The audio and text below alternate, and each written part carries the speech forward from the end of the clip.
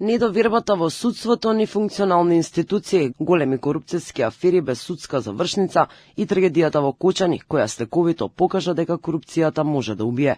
Токму затоа овој проблем координирано треба да се решава со помош на истражните органи, невладините, граѓаните, медиумите и со силна политичка волја.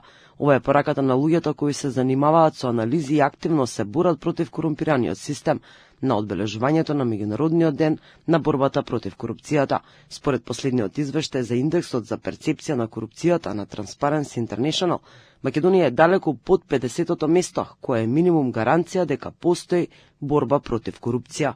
Сите декларативно се залагаме за борбата против корупција. Нашата држава се уште има големи проблеми во делот со борбата против корупција, која се одразува во сите сегменти на живењето. Последниот извештај индексот за перцепција на корупција, кој Transparency International секоја година го објавува, покажа дека и оваа година сме далеку под 50-то место, кое е минимум гаранција кога се однесува за борбата против корупција, односно минимум 50 поени кои гарантираат некаква борба против корупцијата.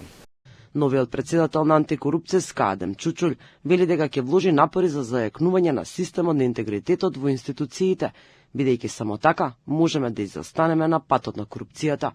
Корупцијата е проблем кој не засега сите нас. Оттаму повикуваме на заедничка акција во борба против корупцијата со вклученост на сите чинители, вклучувајќи ги обвинителството, другите надлежни органи, владата, собранието, државната комисија, медиумите, граѓанскиот сектор, со заеднички напори, бидејќи само со координирана борба можеме да изостанеме на патот на корупцијата. Главниот ревизор Максим Ацевски за следната недела најави извештај кој треба да покаже како не треба да се работи. За сега тој не откри за која институција станува збор, но вели дека се злоупотребувале огромни средства, вработени земале плата, а не доаѓале на работа и се правеле фиктивни патувања.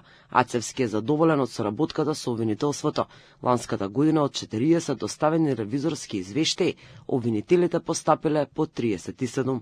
Најслаба точка и натаму е судството, со силни политички влијанија и недоволна транспарентност.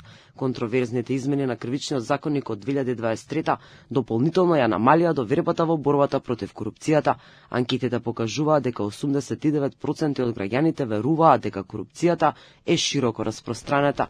Ваквата состојба го погодува и бизнис секторот, кој предупредува дека нерегуларностите ја кочат економијата и инвестициите. Недостигот од правосудни пресуди и понатаму останува главен проблем.